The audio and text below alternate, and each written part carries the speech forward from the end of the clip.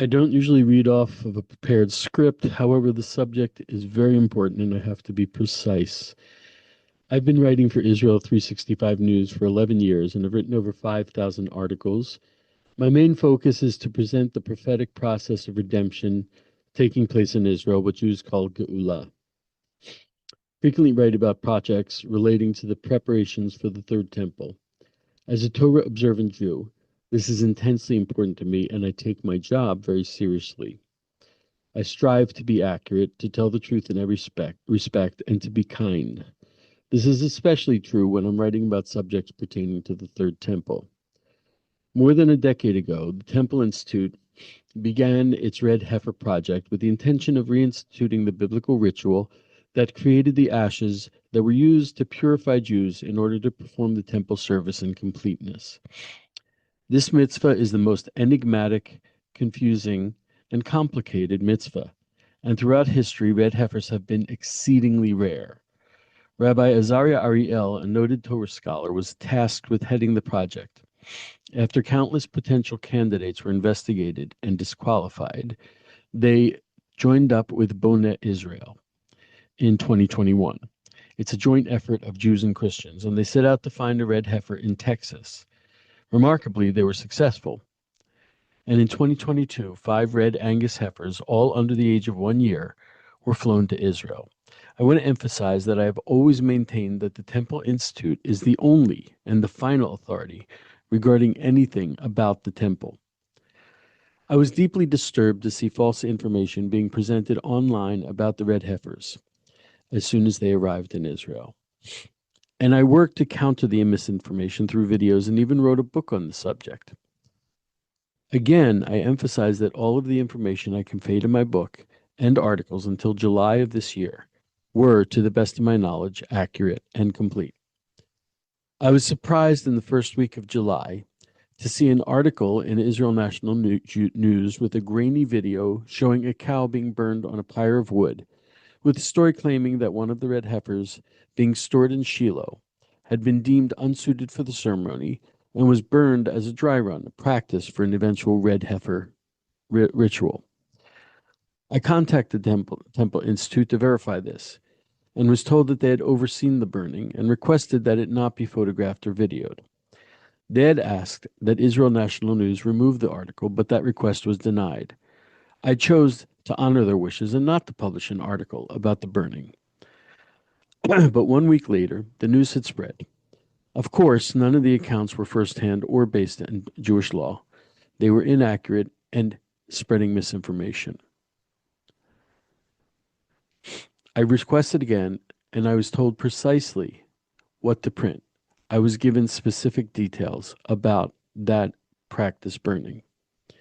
I was informed by the Temple Institute that the heifer that was used in that practice burning had been deemed unsuited, and the burning did not produce ashes that could be used to purify the Jews. The burning was carried out in Samaria, and to the best of my knowledge, the actual red heifer, in order to be suited to produce ashes that are suited for purifying Jews, has to be burned on the Mount of Olives in a very specific site. In the beginning of August, the Temple Institute posted an announcement on their Facebook feed stating that all of the red heifers had been deemed unsuited, all 5 or the remaining 4. I published an article directly quoting and linking to their announcement. The Institute contacted me and told me to print a retraction. 3 of the red heifers, they told me, were still potentially kosher for the ceremony. I did so. I printed a retraction, even though the Institute's original post is still on their Facebook feed, claiming that all of the cows have been disqualified. I was asked by many people to comment on the practice burning, even though I wasn't there. And I have gone on record making statements that I now know were inaccurate or unfounded. They were statements in which I was quoting precisely the information that I had gotten directly from the Temple Institute. To be candid, there are many contradictory claims, and I can no longer present myself as an accurate source, even though I will never quote anyone except for the Temple Institute. Even so, I can no longer trust the information given to me by the Temple Institute. I would like to say in my defense that I was given false information. These are some of the points that I discovered were inaccurate. The young Cohen appointed by the Temple Institute, whose identity I still do not know, he was trained to carry out the ritual. He told several people at the event that the red heifer was kosher and that the ritual was not a dry run, but was in fact intended to produce effective and authentic ashes that could be used to purify Jews. And in the end, he verified that that was what the burning had produced, actual ashes that could be used to purify Jews. I was told by the Temple Institute that the cow had been bitten by a dog, rendering it unsuited. Several sources who were at the burning denied this.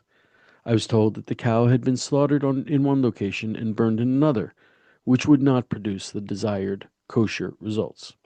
Several eyewitnesses claimed this was not the case, though I still cannot verify or unverify it.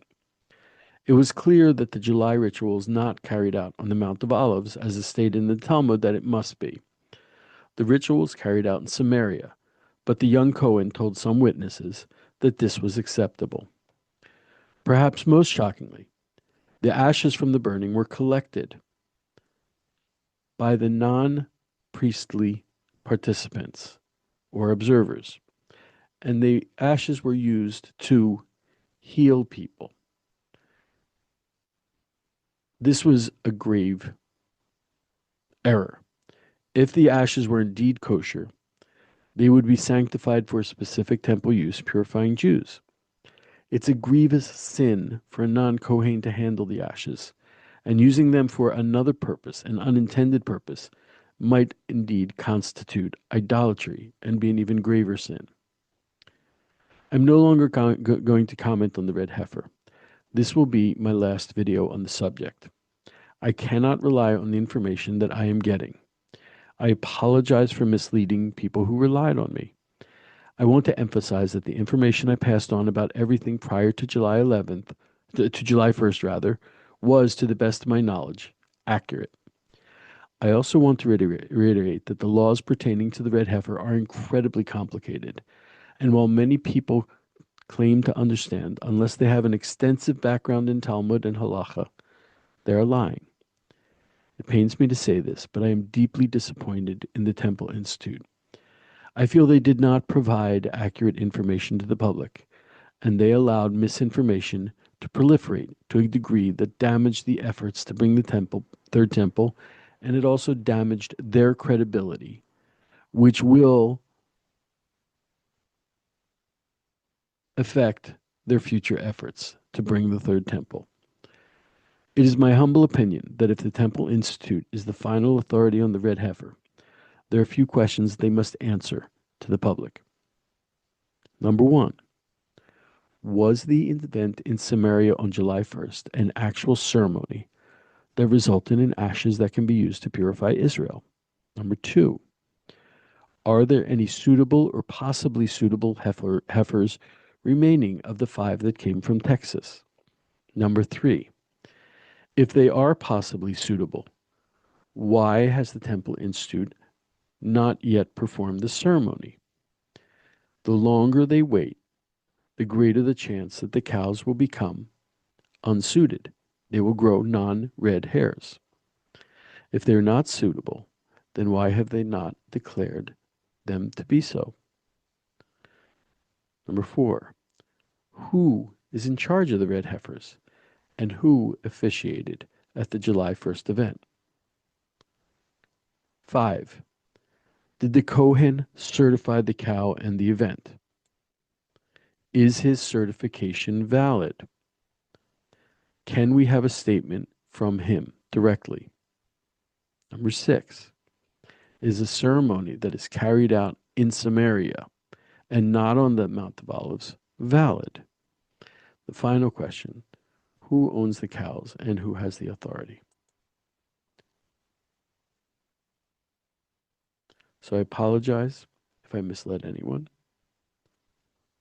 This will be my final video on the subject.